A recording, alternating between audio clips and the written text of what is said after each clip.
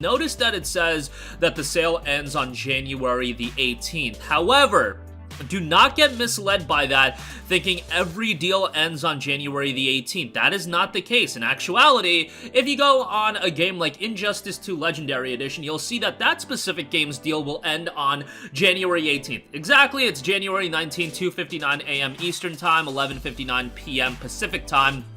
That's how they do it. They want to make sure, you know, the people in the Pacific time zone or whatever get in on it as well by the end of the 18th, whatever. So that's a deal that's gonna stay through the entirety of the sale. But then, if you go on a deal like The Last of Us Part 2, you'll notice that the offer ends on January 7th of 2023, 2:59 a.m. Eastern. So that would be January 6th. So it looks like what's going to happen is that there is going to be a sale refresh where a ton of deals are going to cycle out and a ton of deals are going to cycle in. Now, you might be thinking, hey, there's 3,800 deals. Why is there going to be, why do they even need to cycle deals in and out? Well, first of all, the 3,800 deals number has a lot of superfluous, like, Black Desert microtransactions. All right, like, eliminate all the microtransactions, and when you concise it down to just the full games, it's around 1,900 games or so that are actually discounted full games. And you might even be thinking, bro, 1,900 games? Like, does the PlayStation Store even have that many games? Yes, it does. There's actually glaring omissions on the PlayStation Store sale right now. Like, for example, like, let's look up the Naruto Storm titles. All the Naruto Storm games, or a lot of them, are on sale, especially the older ones. Naruto Storm 3, Naruto Storm 2, and Naruto Storm 1. All of them are discounted. However, Storm 4, Road to Boruto, isn't discounted, nor is the Storm Legacy Collection. So, I don't know why I gravitate towards the Naruto titles to make my point across. I guess, like, I just have to expose myself to the world as the weeaboo that I am. But nonetheless, that's what I'm saying. Deals are going to be cycling in and out, and in that case, you know, it is like one specific deal that hopefully will be cycling in. But that's just one example. There's a plethora of other examples, and, you know, if you want to take your weeaboo-ness off of it, you can find other games that are not discounted, but probably will ultimately be seeing discounts. Now, it's not going to be a case. Don't worry about this, because now I might be confusing people. Do not worry that, like, for example, you buy a game like Sonic Frontiers, I believe is 30% off. Do not worry that Sonic Frontiers in a couple weeks is going to see a deeper discount. That's absolutely not gonna happen. Do not worry about that, but I thought I would make it abundantly clear on what is going on as far as deals cycling in and out. I wish that they would make it abundantly clear that they're doing this, and honestly, probably best case scenario would be just to make it open season and discount everything right out the get-go. Like, I don't know if you guys know, but it used to be that Steam sales were like this, but to an even greater extent. What Steam sales would do back in the day on PC is that they would have, like, flash deals that would be rotating every day, and it definitely made the sale more interactive, and there were, like, community choice deals and all this stuff that made the sale more interactive, and it definitely made it more engaging and fun to be a part of that sale. And honestly, probably for a lot of people, they enjoyed that aspect of the Steam sales more. However, I'm sure Valve did some internal studying and realized, hey, it's probably best if we just make it open season and just put everything on sale right away. And then what they do is that they promote certain deals every day.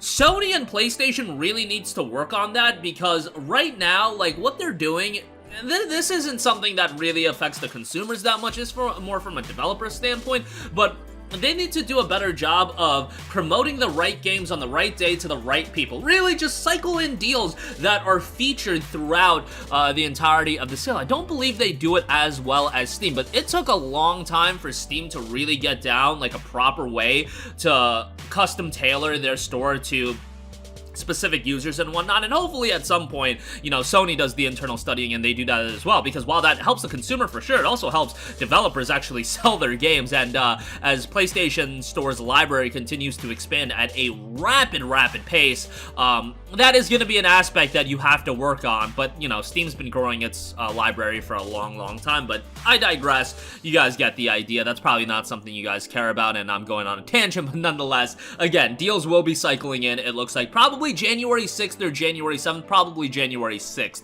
Alright, moving on from that, couple deals I do want to note, actually one deal in particular. AI The Somnium Files Nirvana Initiative, the deepest discount I've seen on this, 53% off for $28.48. This is a great game, but it is a direct follow-up to AI The Somnium Files, so you gotta play that game first. They are more visual novels, so You know, don't expect a lot of gameplay and whatnot, but they have very, very compelling stories.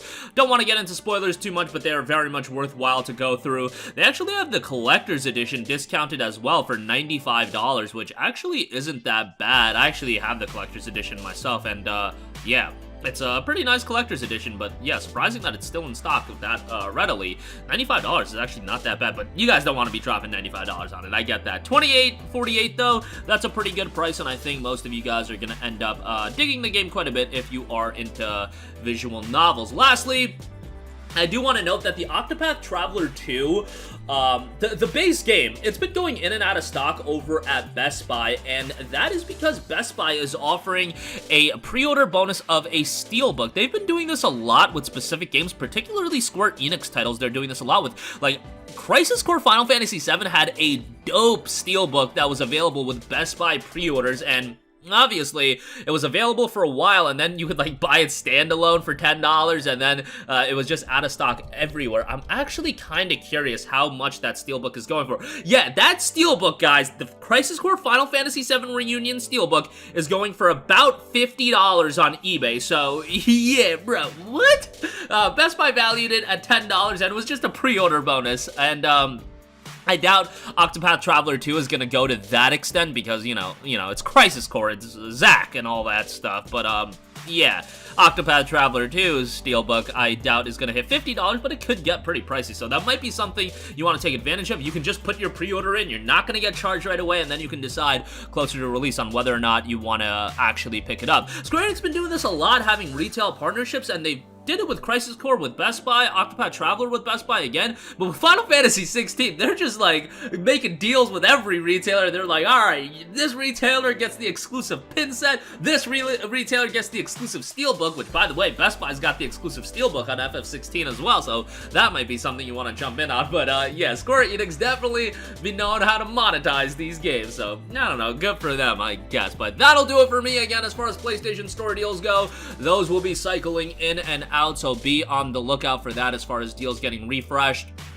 And, yeah, a ton of stuff on sale. We'll be doing more coverage. We have a deals under $10 video coming up here shortly. AI The Somnium Files, I'll leave a link for that in the description box below. That might be something you want to check out. And Octopath Traveler 2, if you do pre-order it over at Best Buy, you'll get a Steelbook with your pre-order coming in and out of stock. And again, if it passes Prologue with that Crisis Core Steelbook, might be something of value in the very near future. That game is out, I believe, in February.